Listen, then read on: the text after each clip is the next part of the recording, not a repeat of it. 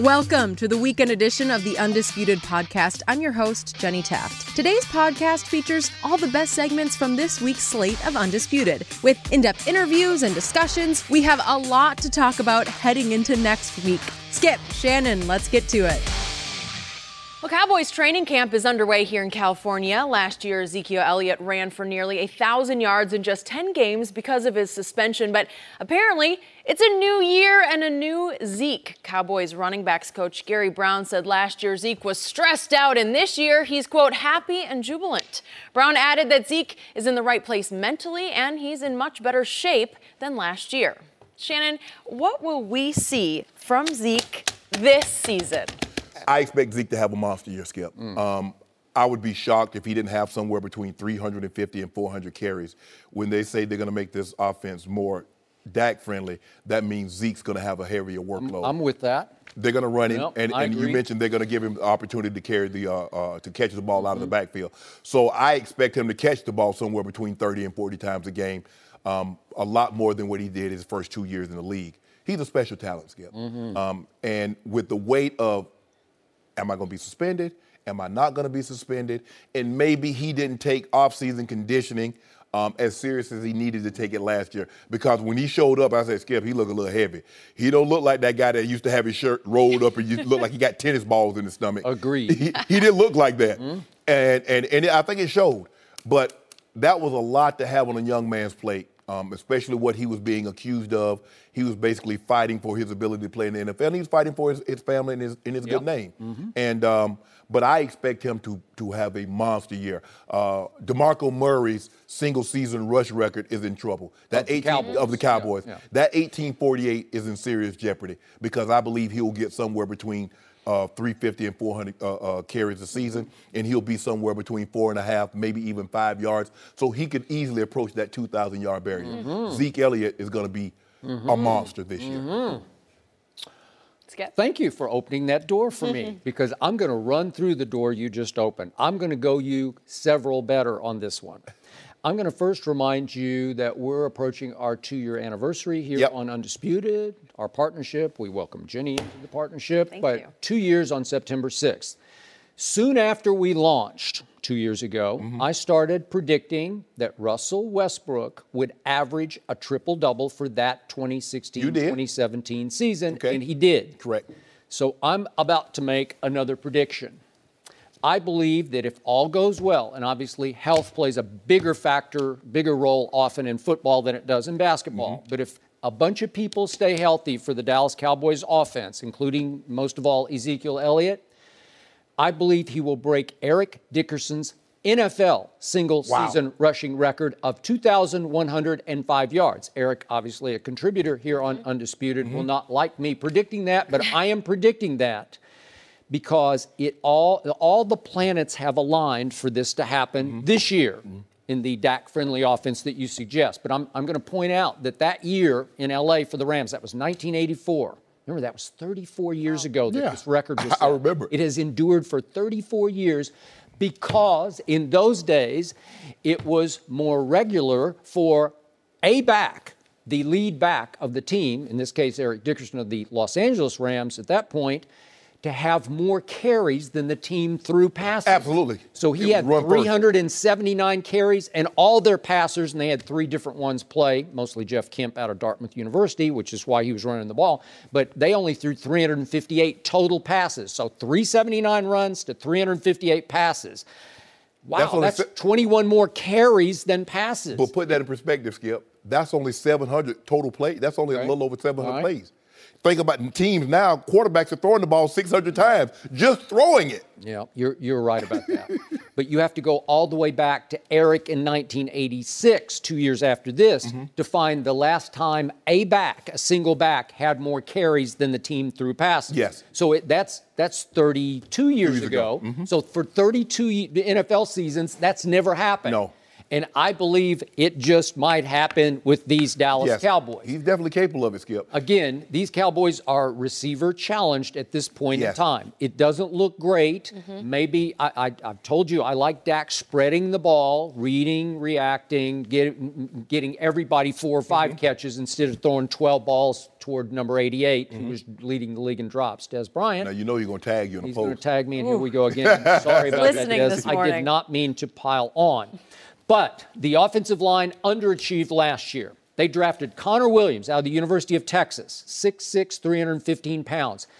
2 years ago, in his sophomore year at Texas, he was first-team All-American at left tackle. He is now the starting left guard for the Dallas Cowboys. And in case Ty Smith, who you always say, bad back, big trouble, right? In case he goes down or misses a few games, they will slip Connor Williams over to what they didn't have, which is a quality backup at left tackle. I think this line will come back alive this year and be the best offensive line in pro football, which is all going to lead to the breakout year for Ezekiel Elliott, because he had 1,631 yards as a rookie when he still didn't know how to play, and that rookie was carrying around a little pot belly, which we talked about. I brought it up right away. I don't like the look of that. Emmitt Smith had a little pot belly, but he was a very different runner than Zeke is. Yeah, he was built different. Built different, built lower, built squattier, you know, duck inside those elephant offensive linemen, and you couldn't find him. But Zeke runs a little higher and a little stronger, and he will run to contact and through contact more than Emmitt did. Absolutely. So in this case, I believe that Ezekiel Elliott will be on a Brady-esque mission to get even with the NFL for what I thought was an outrageously unfair 6-game suspension. Because I'm going to say it one more time. The NFL's Director of Investigations recommended no suspension after she was the only one in the league office to interview the accuser of Zeke, not 2 or 3, but 5 times. I think 5, maybe 6 times it was. Six times that she interviewed said accuser. She recommended no suspension, whatever. He was gone for 6 games. As you point out, it hung over them and him the whole year. I think it took a lot out of him because he was constantly talking to lawyers and going to court. And it's just not the way to prepare for football games, and then he missed 6 of them. And I believe, just like Tom Brady, after Deflategate, Tom came back on a mission. And I believe Zeke will say, okay, watch this. I'm seeing different things from him. I'm hearing different things from him. Again, he's the one that you say you got to keep the cell phone under your pillow because it might ring at 3:30 in the morning because you just don't know. So I will believe it when I see it, but so far I am seeing it. If anyone is capable of breaking that record, it is this young man because he is as special as they come at this position. He is rare. I'm going to say it again. At the end of his sophomore year, remember those last 3 games, Big Ten championship game against Wisconsin, 220 yards. St. Nick's defense, Alabama in the national semifinal, 230 yards, and then Oregon national championship game, 246 yards.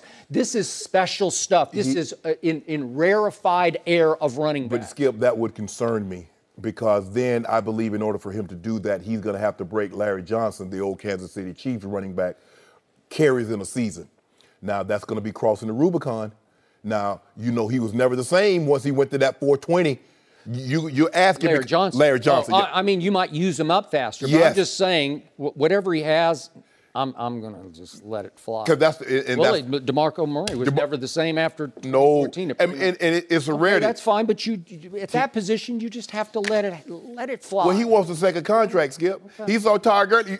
What did Stephen Jones say? Stephen say Zeke saw what Todd got. I'm going to knock on wood on this one. Okay. But Zeke Elliott is LeBron-esque as a running back in that his durability is supreme. So far, so pretty great. Yes. Because he broke his hand one training camp at Ohio State, but then he played the season. And early in his rookie year in the NFL, he had a hamstring issue, but it didn't persist. So as far as knees, shoulders go, so far, so good. Yeah, so great. 400. I know, I mean, it's a lot of 400. stuff. And then if you say you're going to throw him the ball 30, 40 times, so you're going to be somewhere around 450, maybe 460, 70 touches. Man, that's an awful lot. And ED was 6'3", 225. He was. Zeke is 5'9". He might be 6 feet. 6 foot, what? 220? 225. He's put together pretty well. He is Skip, but that's a lot of mileage. So quickly, I looked back at 1984, and how did our man Eric Dickerson pull this off? Well, he started off slow. In week 3, he had 49 yards. In week 4, he had 89 yards. And you would have thought at that point, no chance. 2,100 yards, break O.J. Simpson's record? No way. But he went more. But he had 2 200-yard games, 208 and 215. And in the 215 game, which was in week 15, he broke the record. Right. So he did it with 2 big games and then a whole lot of really good games. Yeah. And Zeke is capable of, to break it, he probably needs a couple of monster games. Oh, yeah. He's going to have a couple of 200-yard games. Because in Edie's rookie year, Skip, he went 1808. And then he followed that up with with fewer carries, because I think he had 404 carries in his rookie season, and then followed that up with 379 in the second season.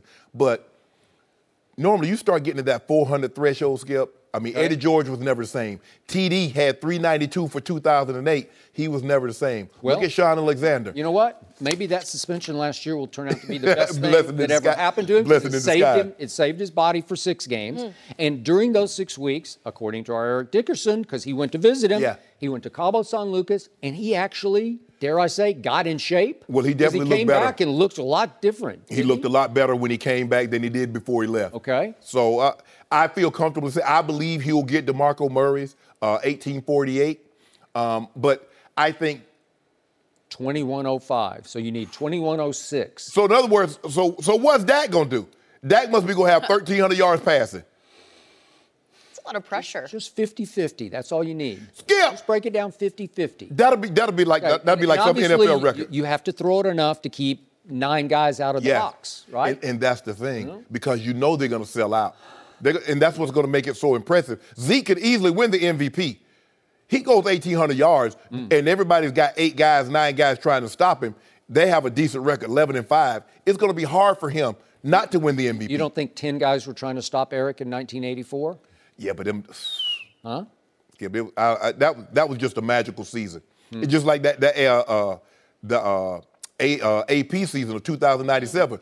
Christian Ponder did just enough, because remember that last game, every time they sell out, Christian Ponder, he ended up having like 200 and 300 yards that last game against Green Bay. Christian Ponder still threw it. I looked this up this morning. I can't remember the number, but he threw it a good number more times. He was over 400 attempts, I think. Yeah. So, I don't know. I could see 50-50. I could see this team being very difficult to defend, because once he gets cooking, he dominates. That's what you hope. Dominates. But what about that anonymous scout? Hold up. What about that anonymous scout? What about the Giants? Yeah. You better pray for bad weather. That's what he said. And where walking to him gonna go? The Eagles. Hold on. Did the Eagles move out of the NFC East? No. What about the Giants? I don't know. So what they gonna be doing with all Zeke doing all this running? I got to tell you, Ezekiel Elliott is so good that he will transcend the Eagles or the Giants or the Redskins. He will transcend. Fletcher Cox, you hear him? He's just too good. He's just too Michael good. Bennett. You can all have, you all come. All come. Malcolm. Yep. I like your Bring point it all about on. saying that he wants to prove something. He because, I mean, he wants to make a statement this year. And I hope he does, just for my sake, sitting between you two. No mercy. Dez Bryant was released by the Cowboys over 3 months ago, but he still seems to be on their minds. Dallas's wide receivers coach, Sanjay Lal, was asked if the team has guys that can go up and get the ball, and he appeared to take a shot at Dez when he told the Star-Telegram, quote, "I would rather have down-the-field guys that go run down a ball and score than live in the back shoulder world. We want touchdowns." Dez is known for the back shoulder catch and was most productive with Tony Romo as his quarterback. Shannon, are those comments inbounds or out of bounds? Although they're true, Skip Bayless, they're out of bounds. You know that, I know that. Me being a former analyst, me being an opinionist now, I can give that assessment. And I've said that about Dez Bryant. Dez doesn't take kindly to when I say that. And obviously, Sanjay Lal, who's going to be his position coach, has studied tape on Dez Bryant, and a lot of other people have studied tape on Dez Bryant, and they know this is the world he lives in. But this is what Sanjay Lal said in March. He says, "My impression is he's a competitive guy," Law said. "Obviously, he's not happy with what happened last year in terms of his game. I'm excited to work with him and help him as much as I can. I think together we can go good places." That's what he said in March, Skip. He did. This is what he's saying in July. So let me ask you this.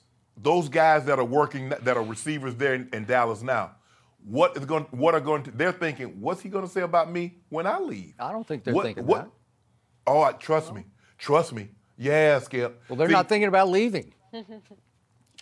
There will come a time that they're going to be leaving. I can assure you of that. I know you think they're going to play there forever. You think Dak's going to play in Dallas forever. I mean, they might be leaving by September for all I know, but go ahead. But here's the thing, Skip. You and I having these remarks, that's one thing. But for a position coach to say that, I think that's out of bounds. I don't think that's going to have a bearing on anyone else because guess what? The same tape that Sanjay Lal that he watched, there are other position coaches, there are other offensive coordinators and talent evaluators that are watching that very same tape. So I don't think what he's saying is having an impact, but it just goes to show you that I'm not as people, oh, you just hate the Cowboys or you hate Dez. No, I happen to have played that position. I actually know what the hell I'm looking at when I watch tape. And I think someone tweeted me that Dez ran a slant route, and then he retweeted it. I never said Dez couldn't run a slant route. I said the problem is he's only running in-breaking routes and back shoulder fade catches. Those are the only two routes that he seems to be proficient at, which goes to validate what I've been saying, and then Sanjay Lal says what he says. Although that might be true, I just think it's out of bounds for a position coach or a coach to say these things. Okay, just to be clear about this, when he did, Sanjay Lal, say those things about Dez Bryant, what did I say sitting in this seat on this show, on this network?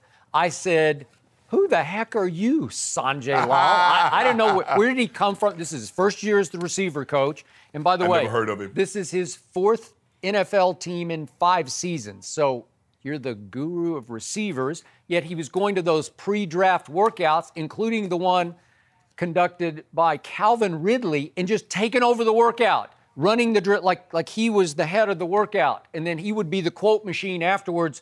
We think Calvin Ridley could be this, that, and the other. He did it with several of the top receivers. What? So, Skip, under your analysis, you're saying after Sanjay Lal, this is your 4th team in 5 years, who in the hell are you to critique what Dez Bryant is or isn't? Is that what you're asking?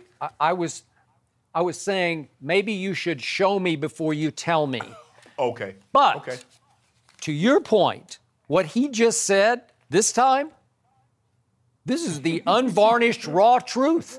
And it's not only about Dez, it's about Tony Romo as he applies to Dak Prescott. Right. And I got to tell you, the more I thought about it, after I slept on it, I don't mind him saying this at all because I think all those receivers you talk about now, most of them no name, most of them all in the prove it mode, I think they're going to be inspired by it because at least the coach is having their back versus Dez Bryant because he's saying we're going to all run detailed routes that are going to look good on tape.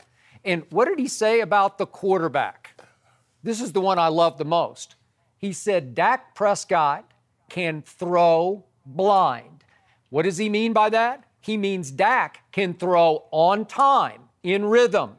I've told you before, Dak Prescott is Brady-esque. I'm not saying he's Tom Brady or will ever be near Tom Brady, but he plays football. He conducts the offense the way Tom does, from the pocket on time, on rhythm, trusting where everybody's going to be at split seconds, right? Well, that's the biggest thing, Skip. In order for a quarterback to throw blind, and that's what the really good ones and great ones can do, you must trust, you must believe that the guy on the other end is going to be where he's supposed to be at the time he's supposed to be there. If you don't, it's hard to throw that. See, that back shoulder fade, Romo and Dez, they perfected that. Everybody can't throw that. It's like, okay, that's a staple of the Green Bay offense. But the backup quarterback can't throw it like Aaron Rodgers. So we shouldn't assume because Dez was so proficient at it with Tony Romo, Dak is automatically going to be able to come in and do that with him. We can't assume that. And a lot of people just, man, you see how athletic Dez is? Yep. That back shoulder fade is going to work. It doesn't work like that. Okay, and what did he also say about Dak, Sanjay Lal? He said Dak doesn't need to double hitch. What was Romo known for? Double hitches in the pocket, meaning this, right? Right, and what was Romo known for? Escape artist. He could create with his legs. Not that he could run downfield, but he could escape in the pocket and buy a little more time for Dez to do whatever he felt like doing, and all of a sudden, the back shoulder becomes available. And it's a double hitch, and then it's a wavelength throw. It's a touch and feel throw. It's an anticipation of where Dez is going to be, where I'm going to throw it over there, and I think he can go up and snatch that one. Well, that's the complete flip side of the way Dak runs the offense. Dak needs to do it on time. It's boom, it's boom, it's boom, and it's to multiple receivers. When Dak, as I kept telling you yesterday, he fell into the number 88 trap. He got way too Dez dependent last year, and he started to double hitch trying to get the ball to 88 because 88 was the guy who's single covered. Cole Beasley's doubled in the slot. Well, Skip, remember we watched the video and they're showing him of Carson Wentz, who's throwing the ball up to Alshon Jeffrey, and they're saying, okay, you need to do that today. Well, that's their fault because they put Dak in that situation. Like, I think they didn't really get what they had. I lost a little respect for Scott Linehan. You're showing Carson Wentz video? Remember, that was after week 1, and Carson Wentz didn't exactly tear up the NFL his rookie year, and Dak was pretty great. So, well, the thing is, here's the thing. When Dak comes in, he's a guy, he's like, look, we're going to be a run team. We're going to let Zeke take it, and then when they drop that guy down in the box, you'll get one-on-one coverage. Yep. Teams can't get exotic because they must stop Zeke from running the football. Okay, now Zeke's been removed, so now they can get exotic in their coverages, and Dak still wants to go 1, 2, 3, check it down, or get out of the pocket. They're saying, no, give Dez a chance. He's like, but Dez is covered. There's 2 guys on Dez. I don't care. So now you see his throwing to Dez, his interception rate goes up. His QBR rate goes down. His completion percentage goes down. His yards per attempt goes down. And Dak is looking around like, bruh, y'all killing me. Y'all got people out here thinking I can't play because I'm trying to force feed him the ball as opposed to just, so what? I give it. Jason Witten can't get me 80 yards, but he can get me a completion. I'd rather have a 4, 5, 6 yard completion as opposed to a 25-yard incompletion or a 15-yard INT. Okay, but we did see Dak then shortly after that video that we saw of Linehan saying, look at Carson Wentz, we did see him in game number 3 last year after the Denver debacle, the one that was in Arizona on Monday night, and he did throw 2, that they weren't jump balls, but they were rollout bombs, on-the-run bombs to Bryce Butler. Hi, Bryce. How are you? Unfortunately, you're no longer in Dallas. You're in Arizona. But that wasn't Dez. I know. Okay, but he loved Bryce Butler. He had a wavelength. He had a rapport, which is why I still can't understand why they didn't sign Bryce Butler, but I guess they thought he was too expensive for what he was worth. Skip, that's out of bounds. Skip, that'll be, you know what, that'll be like, let's just say for the sake of argument, I'm no longer your partner on Undisputed. And you was like, you know what, Shannon was good, but I needed somebody that was going to put a little extra time doing their homework. I'm like, come on, Skip, for real. I've never had that thought in my mind for 1 second. I'm just saying, you know, listen, just because it's true, you can't, there are a lot of things. You don't think Coach Belichick and all these coaches have had players that they know they can say things that would be they're like, okay, now I see why it didn't work. But sometimes, just because you can't say everything as a coach, that's a part about being a coach, Skip. Sometimes you got to lie. All you had to do was say, you know what? Dez played very well for the Cowboys for a number of years. Dez is no longer here. The guys we have now, we have the utmost confidence in them, and we're going to try to get these guys ready to go play football game. We wish Dez all the best in his career, his future, moving forward. Boom, done with it. And by the way, quick note, I don't want to lose you because I've never lost to you. So you make me the Patriots. So I'm a dynasty just because of you. And I thank you for that on a daily basis. I've been beating you down so much I had to leave L.A. They told me if I keep beating you down, they were going to ban me from L.A., so now I had to come all the way to Atlanta to beat you down in Atlanta. That's delusional. But everybody I'll let you live with that. Skip, true story. Everybody that passed me, I was sitting on the plane, everybody, man, you be killing. Honestly, you be killing Skip in the airport, man. You get it. I was like, yeah. One person. One person. No, I ain't no one. Oh, no. Oh, no. Oh, no. Oh, no, Jenny. A lot of Shannon fans at the airport. And maybe those 60 people who follow you on Twitter. Or are you to 62 now? I forget. 610K. Oh, 610. Oh, I thought it was 60. 10K. And they love shit. As a matter of fact, they don't call me shit. They call me Unc. They say, Unc, you be getting it, the Skip. I said, yeah, I sure do. Oh. That number is you need that positive reinforcement desperately. You're going to the Hall of Fame once again because you're permanently enshrined in the Hall of Fame, but you need everybody on Twitter to validate you on a daily basis. I'm about to be in the Hall of Fame of Twitter too. Once I pass you. Once I pass you, Skip Bayless, I'm having a party. No mercy. Tom Brady will be 41 years old on Friday. Are we going to have a cake for him over here, Skip? I don't know. We may have to. Expectations are still very high. Bet365 as Brady as the favorite to win the MVP this season ahead of Aaron Rodgers and Carson Wentz. Brady won his third MVP award last season. Shannon, should Brady be the favorite? Yes. He has a lot of things working in his favor. I'm surprised. You're admitting this? Yes. What? He's the defending champ. Okay. He plays in the easier of the two conferences. Oh, so that's your rationale. He plays in the easiest division in all of football. So let's see. He's the defending champ. I mean, he's the reigning MVP. Okay. He plays in the least of the two conferences. He plays in the easiest division in all of football. And they're going to win.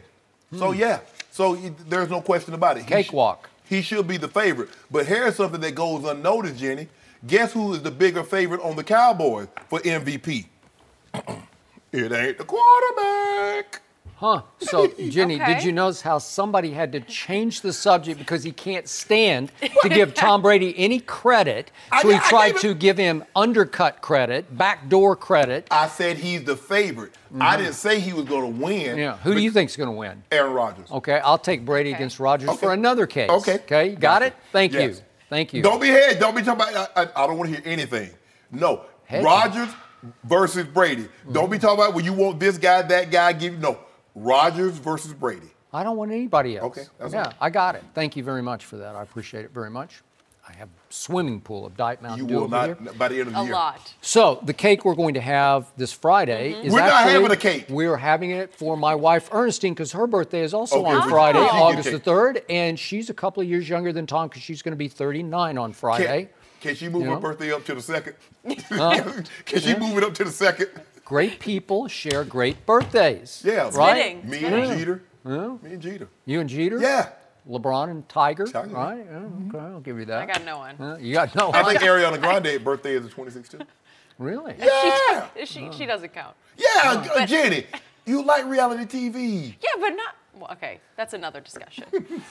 So, could Another we day. look at What? Mr. Brady's resume last year? Can we look how he won the MVP that he so richly deserved? Do you remember the second week of the season? Tom Brady, after an opening night debacle, went to New Orleans. Is New Orleans in the AFC? No, wait, they're in the NFC, right? Yeah. They're a good team. They're a playoff team. They Yeah. should have advanced past Minnesota, right? That was the all-time robbery in a playoff game, Well, right? you do, Skip. Now, why would you ever Okay. give context? Okay, there's no context Yes, because New England had to go to New Orleans for week 2. This is dangerous and dicey, man. Remember New Orleans lost that Monday night? Yeah. And Adrian Peterson gave that death glare to Sean Payton. So they were reeling. This was not the New Orleans team at the end of the year, at the beginning of the so year. that's what Would it you agree was. with that? Yes or no? Was it the New England team that had just gotten routed by Kansas City, embarrassed, humiliated? Was it? And Tom Brady said no. He went into Drew Brees' house and he threw for 447 yards on 30 of 39, 3 touchdowns, no interceptions. It was a classic. It was a game for the ages and the quarterback duel of that year, Drew Brees versus Tom Brady. And he just cooked New Orleans with a QBR of 95 in that game. That's an MVP game. And it came against a team that's not in the AFC least, right? Okay. And then Houston comes calling to Foxborough. But Deshaun Watson is out of his mind, as I predicted he would be. And he is rolling, and they are rolling. Are they in the...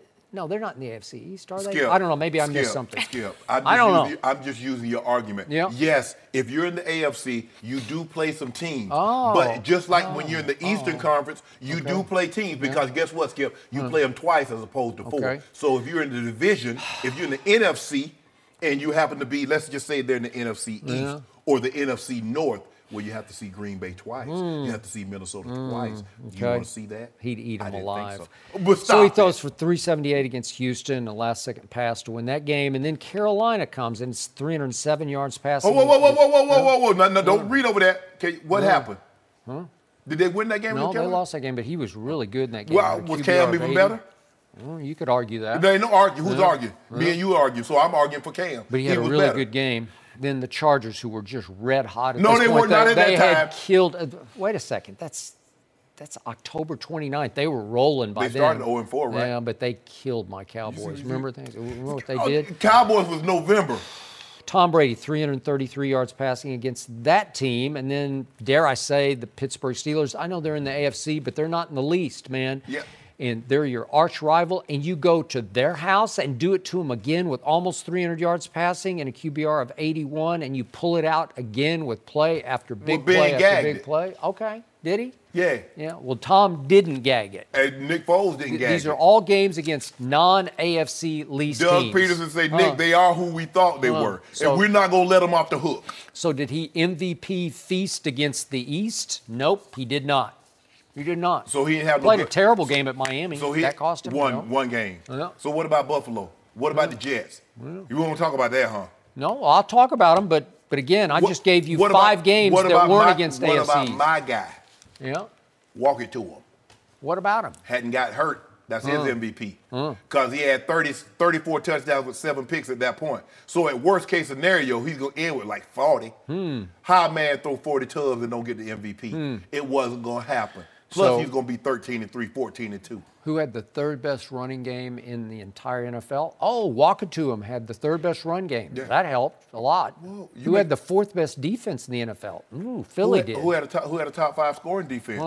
The barely. Patriots did. Yeah, no, we don't do no barely. Either you did, like you said, either you did or you didn't. Yeah. So your guy's favorite, he won't win it. I'll get my Sprite. I got to tell you, this guy is shattering the mold. He's on another mission to prove his coach wrong, and I think you're going to get an even better. You know, we've had quote after quote from scouts saying, you know, the thing about Brady is he's getting better. The older he gets, the better he gets. Unlike LeBron, who doesn't play defense anymore, Tom Brady doesn't get a chance to play defense. Tom Brady don't run routes anymore. He don't run quarterback sneaks anymore. So what? Who cares? He'll run sneaks.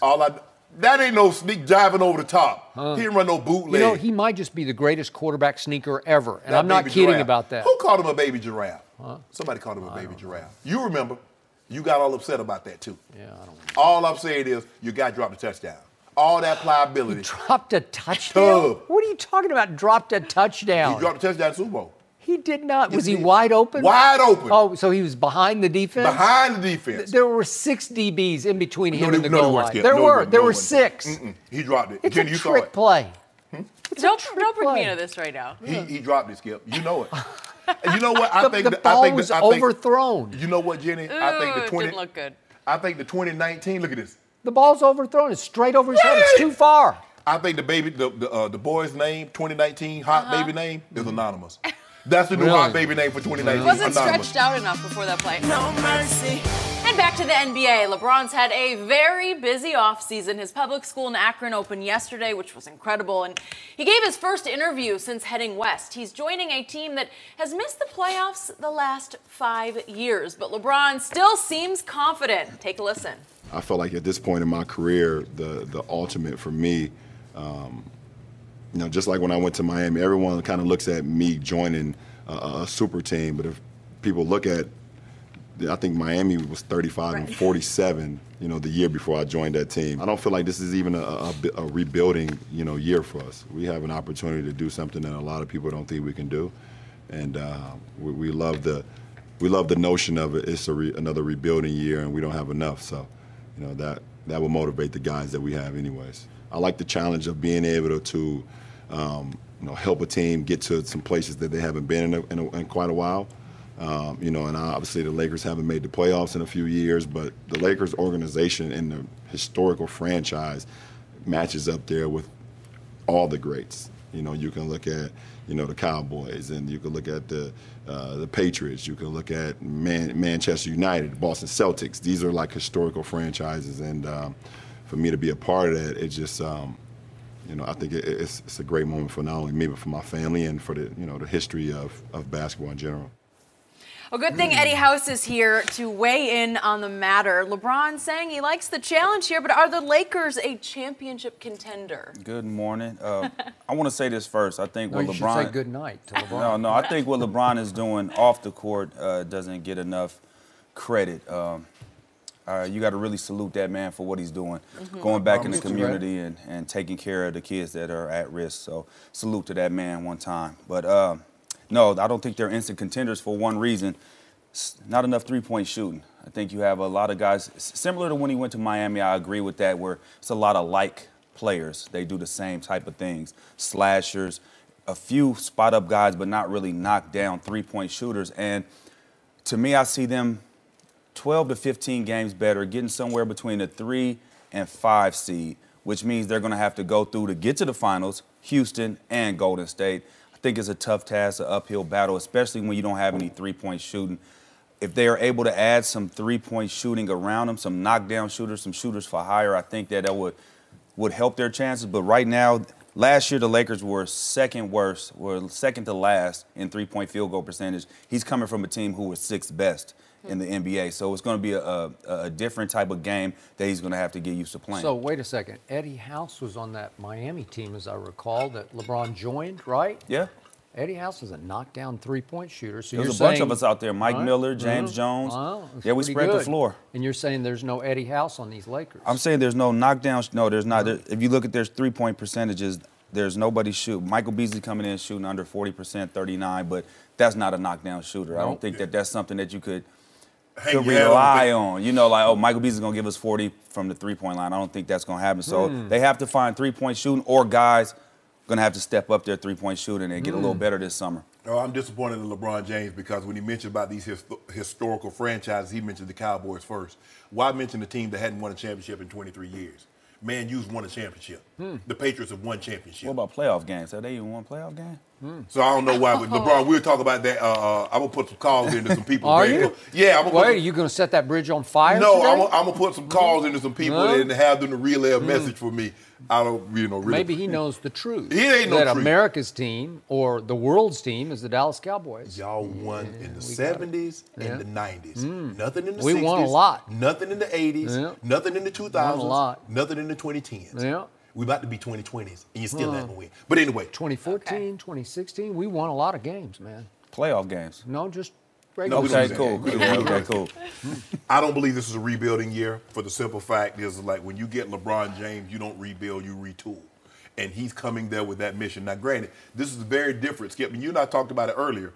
You don't have a D. Wade, who was a Finals MVP, who's a six-time All-Star. You don't have a Chris Bosh, who's one of the preeminent low-post players in all of basketball, who had to revamp his game.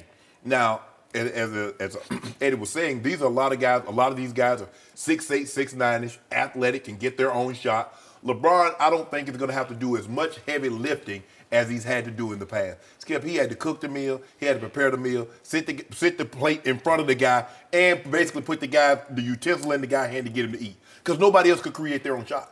Kevin Love was not a guy that can go get his own shot. Kyrie Irving? Kyrie wasn't there last year, Skip. So we're just doing last year? I thought you meant what he was talking before. about. No, I thought you meant like in his years before. But let me ask you a question. But when Kyrie was on the bench, Kyrie averages 5 assists, 4 or 5 assists tonight. He's not a guy that's doing the heavy lifting like LeBron. LeBron is playing those major minutes. He's getting you 8 assists. He's getting you 9 assists, 9 rebounds, plus giving you 27, plus led the NBA at 33 years of age in minutes. Did he do that, Skip Bayless? He stuffed that stat sheet. See, there you go. See, you see what he did? He did. He was great at it. He's the all-time greatest. And they needed him to stuff the stat sheet. See, you see what he's doing? Now it ain't easy to stuff that thing, though. Nah, he just because you want to, don't mean you could do it. He just make it look easy, That's Skip true. Bayless. So with that being said, I believe these young guys, he's gonna their growth will be exponential, and they're gonna get me my Gatorade, not my Gatorade, Sprite. I'm doing Sprite. You're doing Sprite. Sprite? Yeah, they're gonna get me about 10 cases. Hit LeBron up. He got the Sprite. No. I want to hit him up. See, the problem is he owes me 11 cases of Diet Mountain Dew, so he's got to gotta give it eliminate back. the 11 Yeah. before we start talking about Sprite. Yeah. Because Sprite is LeBron's drink, but LeBron keeps losing to me. Not this year. Shannon. That's why we had to move, because he got tired of me losing to you. Really? He said, I'm going to go get it back. He said, I'm going to go get it back for you, homie. Oh, really? Yeah, So nice just of sit him. tight. Yep. Yeah. So, what I heard was LeBron James dared to compare going to Miami in 2010 with going to the Lakers now. Well, that's a real stretch and a real reach to me because I don't see any comparison. He's saying it's the ultimate challenge, what I did going to Miami, But to your point, he did join a guy named Dwayne Wade, who was only 28 years of age at that point, and they were only 4 years removed from winning an NBA title, right? And Dwayne Wade had been a Finals MVP, and he had won a regular season scoring title and was a 5-time All-Star when LeBron joined him. And he was right in the heart of his prime. And Chris Bosh was only 26 years of age at that point, and he was already a 5-time All-Star. And LeBron was only 26. Yeah, okay. So LeBron was only 26, and he'd had a pretty good run because he'd already made 6 All-Star teams. So he's saying, that wasn't a super team? And he was an and 2-time MVP. Say it, Skip. Now he's a 4-time MVP. And he joining them young'uns. Well, he didn't join a super team in Miami. They kind of created it. Yeah. All right. So they formed a super team, but there was some outrageous revisionist history because he said the Heat the year before had been 35 and 37. I told you it was a long day, Skip. He got up early. It was 47 and 35. I told you that. Seems like you're trying to revise history to make it sound a little better. Look what I did. No, he just got it twisted. You know, sometimes you flip it. Okay. Skip, you know the man got up early. He had to talk about his school. Happens to everybody. He did the CNN with Don Lemon. He did the thing with Rachel Nichols. So you knew he was up early. Okay, he misspoke. Skip, goodness. So I'm looking at these two rosters, and this man to my left really knows this Heat roster because he was right in the middle of it. So I'm looking at total playoff games played on this Heat roster minus LeBron. Let's eliminate LeBron from this roster. There were still 545 playoff games played on that roster when LeBron got together with those other two superstars. And these Lakers have played only a combined 297 playoff games minus LeBron. Just what's out there without LeBron, 297. So that means your team had played 248 more playoff games. That team was a veteran team, though. It was, I think Mario Chalmers probably was the youngest guy on the team. He was the only young guy on the whole team. This team is full of young guys. All young. Sprinkle with a few vets in there. Rondo, Lance Stevenson. But those are guys that are going to be your role players. They're not. I don't believe they're going to. Now Rondo might be a starter, Skip. But for that's what I want to know. Who's going to start at the point guard? How are they going to work that out? They're going to have to play. I believe JaVale will be a starter also. But he's not going to play heavy minutes. Give him 15 minutes a night.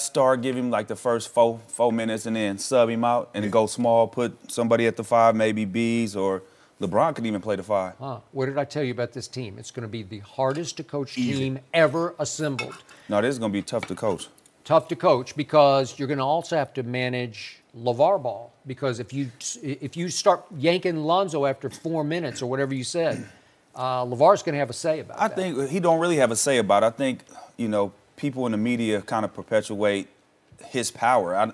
He's not on the court. He's not affecting the game. So whatever the coaches and whatever that organization decision they make, he could be all the outside noise he wants to be. Right. I think first and foremost, they have to come in the locker room and say, hey, man, outside interference, we're not going to listen to it. Peripheral opponents, we don't care about them. It's about this locker room inside here. Zoe, we know your pop be talking a lot. We ain't going to just, can you talk to him one time? And if not, hey, we just got to ignore it, guys. He can't affect what we're doing. And Zoe, don't let him affect what you're doing. I think that's the way you got. Zoe, you like Milwaukee? You like Brooklyn? You like Sacramento? Ask LeVar that. Yeah, because your pop keep on talking, know. Okay. I think Pop has big impact on that franchise because he has become a household name, not only in this country, but in a lot of countries. That's how much impact he has. Well, to Magic Johnson. But I think if you let him have that impact, right? If you allow him to have that and impact anything, your organization by his words, then it can affect you. But I think that's the first thing that they have to do as a team: just come together and say, "Hey, man, whatever happening outside, this is what everybody's saying about us. We're not going to be that good. We're going to fly on the radar." But everybody know. Everybody that got that guy. No, a lot of people thinking the Lakers not going to be that good. I don't understand why, though. I don't either, Skip. Well, then put your due where your mouth is and pick him to win the West. If he's that guy. Stop it, Skip. They're not going to win the West. Why not? It's tempting you all all know day why they're not going to win the West. Come on. Is he that good or not? Warriors. I don't get it. Golden State if Warriors. He's that guy, if he's that man, he's one if he's guy, the he's GOAT, not a team. Skip, stop. Why not? No, I don't get it. You do get it. If he were my guy, that I would put my money where my mouth is. 7-foot cat is over at Golden State. Well, your guy was the best player in the East, but he couldn't get out the East until the big three Celtics got old, or the bad boy Pistons got old. Yeah, my guy at age 34, a year older than LeBron, was first-team All-NBA defense, won a scoring title. Led the NBA in usage rate, and then carried a team to a sixth finals and a sixth finals MVP. Your guy won the championship. That's a hell of a resume, right? Your guy retired. The year after winning the title, and they lost 2 field games. when this guy retired. Who did? The Chicago Bulls. Lost two fewer games. Yeah, Scottie Pippen.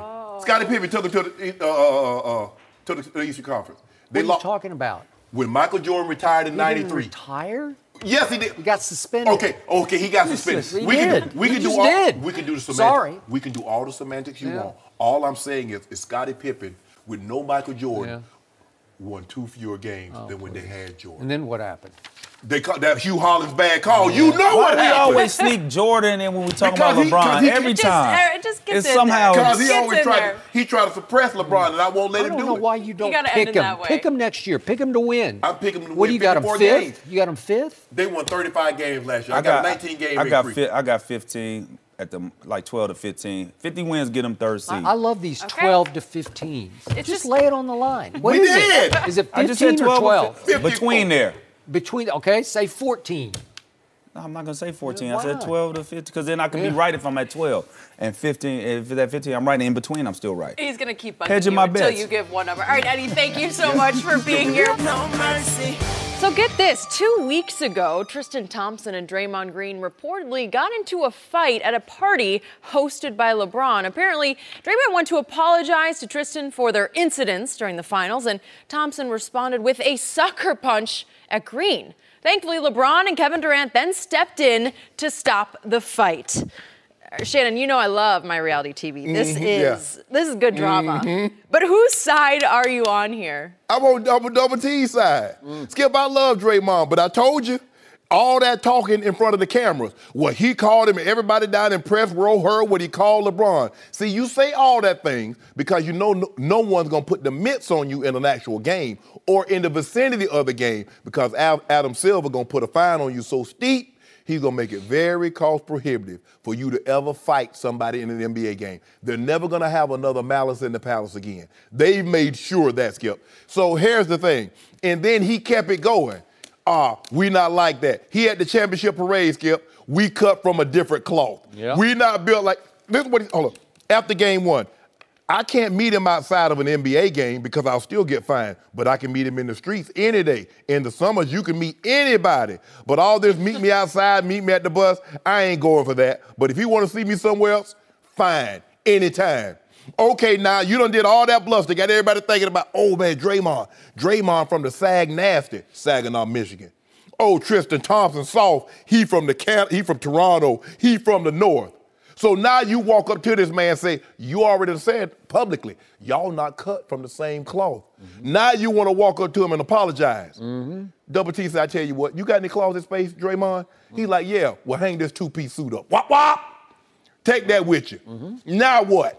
Now what? Told you about all that woofing, Skip. Listen, I've had issues with players on the field. Skip, I see them at a different place. I'm not going up to apologize. You know how you see somebody you don't really want. Just a quick. You in the grocery store, you see somebody. You keep it moving.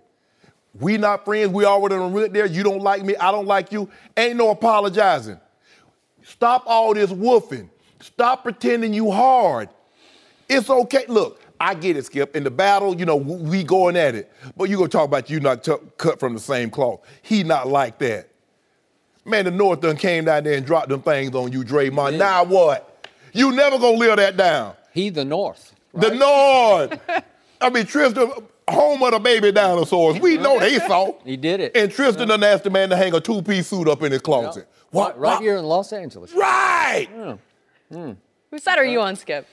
You know whose side he on, Double T. It pains me to admit it. I am with you, and I am against Draymond on this. And Draymond is starting to come off to me, dare I say, as a fake tough guy. It is. I loved it when Draymond, during the 2016 NBA Finals in Game 4, finally had enough of LeBron's whining over this call and that call, and he called LeBron James. He dared. He had the guts and the gumption to call LeBron to his face, the B word. And it was so audible that it echoed through the first few rows around the court. Yes. And sitting in the second or third row happened to be one Kiki Vandeweghe, who was then the sort of czar of discipline in the NBA and meted out the punishment. Yep. And unfortunately for Draymond and for the Golden State Warriors, he then exacerbated the situation by running down court, getting tangled up with LeBron. Remember this? Yeah.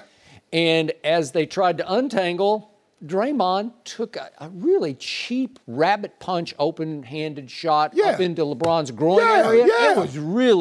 It was about as dirty as you can get. Yeah. And that did it. That was the final straw for Kiki because Draymond already had a little legacy, a little reputation for those kicks. He had a little history going on. Yeah, he thought it was a rocket. He had done kicked. He did. Kick Steven Adams. He sure did. And that was it. You were gone. That's a big suspension because usually they try to err on the side of no suspensions during the finals. Exactly. They took him right out of Game 5.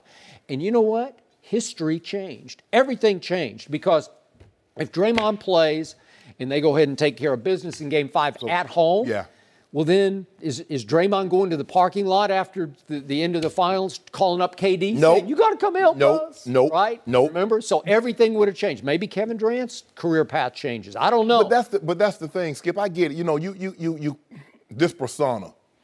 I can assure you, when Charles Oakley had a beef with somebody, Oak wasn't walking up to him if he saw him in the streets and talking about, hey, man, I was just apologize. You know, I want to apologize. So here's where I immediately lost my love for Draymond. That offseason, after that suspension, after he called LeBron the B word, I'm looking one day at Uninterrupted and that barbershop show that LeBron does called The Shop, and Draymond's sitting in the barbershop with LeBron, acting like they're long-lost brothers. And I said, what are you doing? And who's in the shop in this one? When he's talking about he shouldn't have gave his oldest his last name, who's sitting in the chair right next to? I can't remember. Draymond in there. Oh, Draymond was in this one. And then I read that Draymond has actually joined business forces with LeBron and company, and he's now a partner in the LeBron-owned Uninterrupted. So Draymond's actually a business partner of LeBron's. Well, all bets are off now. That's all. I'm over. I told you that. Okay. I tried to tell you then. All right, so you're out. All that was fake tough guy stuff. And now we come to this, and they go back and forth on the court. And Tristan wanted to go, man. He wanted to go. That was for real on the court. But see, he had that pent-up frustration. They had already, he had something else going on off the court, and everybody was taking shots. So he already, he had to show his worth. He had to show his manhood. Challenge that man like that. You're reading into that. I ain't trying to read into nothing. He had some. Well, maybe not. Well, Chloe had to lump him up when he got home. So he had to. So he gonna take it out on somebody. But Skip, I keep telling you, you keep whooping in people's face. At some point in time, somebody gonna make you put up. So you then can't walk up at a party to Tristan Thompson and basically say that was all for show, bro. Yeah, no. You done embarrassed the man. Let's hug it out right here. I'm not going to hug it out. No. And not only am I not going to hug it out, but if you keep coming at me, I'm coming right back at you. To your point, boom, boom. That's the. You can't have that alligator mouth with a hummingbird butt. Because somebody going to put you to the test, Skip Bailey. It's just like anything. You keep every time, let's bet, gamble. I had a friend, he wanted to bet everything until somebody put the money up, and then all of a sudden, you keep talking about that. You keep talking about, okay, we can't do nothing here, but see me in these streets. Man, look here. And every time it was a sucker punch. It's a fight. There's no fairness in fighting unless you're in a ring. They have rules in the ring. You fighting in these streets, you fighting in a bar, there are no rules to fighting. It is a fight. Anything goes. And when you walk up on a man and you already told him, we not cut the same. You ain't about that, boss. What you think he about to do? The moment you feel tension, So I'm going to remind everybody that Tristan is listed at 6'9", 238. Draymond's listed at 6'7", 230, but I don't think he's 6'7". I think he's more 6'6"-ish. He's not as big as Tristan. So if this ever did come to somewhere, sometime out in the streets, I got Tristan all day and all night in this one. But look, why are you trying to fight? Just go, oh, look, I get it. It's an image. But when you start going publicly and you challenge this man and say, oh, we not cut the same. We not from the same neck of the woods. That's not how we do business. You said that publicly. You've tried to humiliate and embarrass this man publicly. And then when you see him in these streets, you're going to pretend everything good? Bro, we're not like that. And I'm starting to think that Draymond's mostly talk. Got a two-piece hung up on him. What are you supposed to do, Skip? You don't let somebody walk up on. First of all, if you already told me that, I'm surprised Tristan didn't touch him before he even got it out of his mouth. Because I see you walking up. You already told me we not like that, we not cool. What I'm supposed to think? I'm thinking you coming to apologize? Probably not. And apparently no phones were allowed, no photos. That's why it took so long for this story to kind of come out to the public. LeBron is going to miss Tristan. Yeah. Because he was an enforcer for LeBron. Yes. He was. Jordan had one. He had for a long while. Yeah, he did. No, he did. Everybody has those guys. So who's LeBron got now? Brandon Ingram? No. Probably, I don't know. Lance. No, I don't think it's Lance and JaVale. I don't think so. Beasley. Yeah, I don't think so. I feel like, are we all on the same page here on this one? This is a day to remember. Yeah. I'm not sure. Oh, I can't. I used to love Draymond, but I can't. Jenny, but his guy. Oh, would somebody even stoop to the level to call Michael Jordan that? And he didn't even mean it. Called him a name that he didn't even mean. No mercy. Thanks for listening to the Undisputed Podcast. I'm Jenny Taft. Join us again at 9:30 a.m. Eastern on Monday for another week of Undisputed. We'll see you then. Fox Sports 1 of 1.